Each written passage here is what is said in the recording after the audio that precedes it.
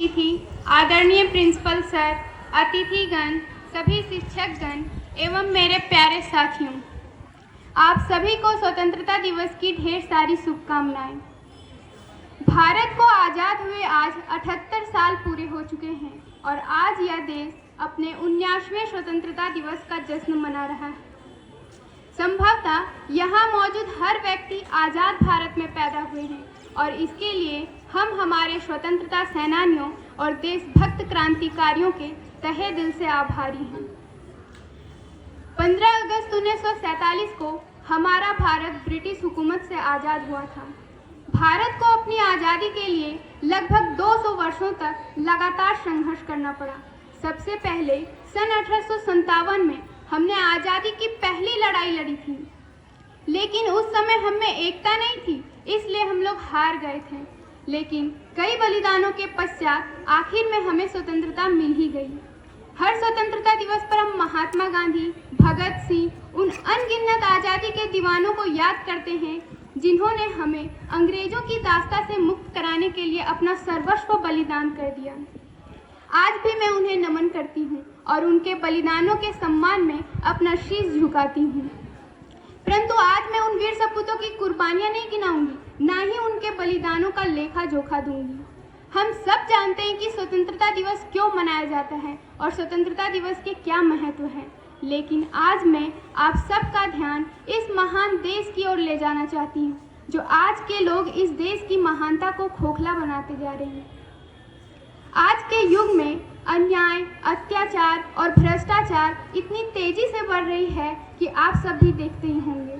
आज की शिक्षा व्यवस्था इतनी खराब हो चुकी है कि परीक्षा होने से पहले ही पेपर लीक हो जाते हैं, जिससे लगातार एग्जाम्स रद्द हो रहे हैं और युवाओं का मनोबल गिरता जा रहा है। यहाँ तक कि आज के नेता लोग सिर्फ अपने पेट और पैकेट के खातिर ही मरते हैं। जब चुनाव आता है तो वे सबके घर घर जाकर सबके पैरों पे गिरते हैं और वोट मांगते हैं, लेकिन जीतने के बाद वे सब कुछ भूल जाते हैं।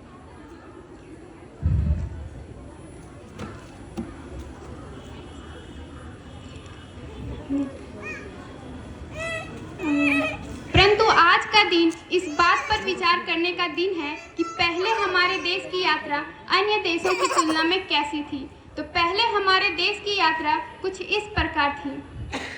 जब जीरो दिया मेरे भारत ने मेरे भारत ने, दुनिया को तब गिनती आई, तारों की भाषा भारत ने दुनिया को पहले सिखलाई।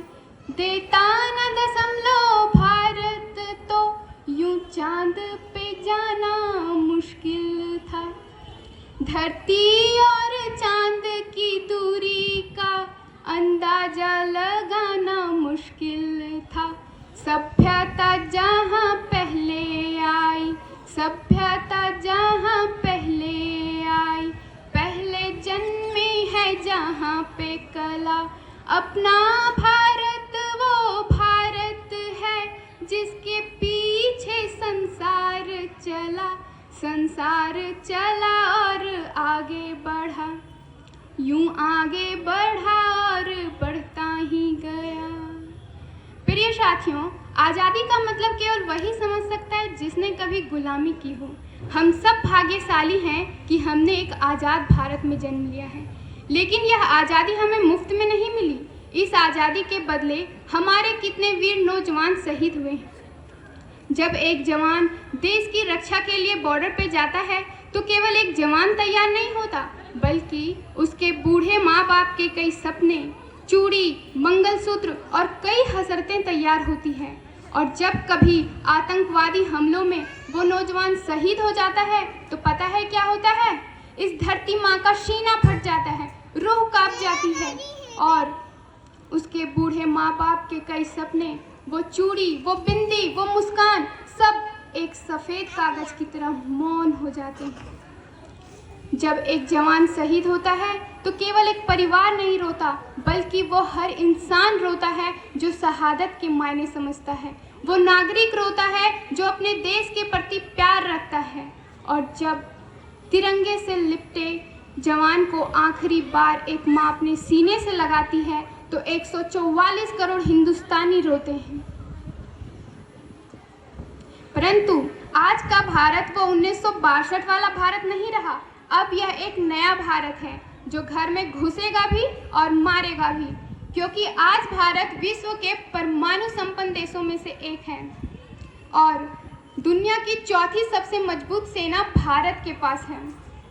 अंत में कुछ लाइनें कहकर मैं अपनी वाणी को विराम देना चाहूँगी। हम युवा देश की ताकत हैं, परिवर्तन लाकर मानेंगे, कर देंगे ऐसे काम जिन्हें सब मिल का पत्थर जानेंगे। तिरस्कार नहीं हो पाएगा यह वतन सहस्त्रों वर्षों तक, नव भारत को दुनिया वाले चीर युवा नाम से जानेंगे, चीर युवा नाम से जानेंगे। धन्यवाद।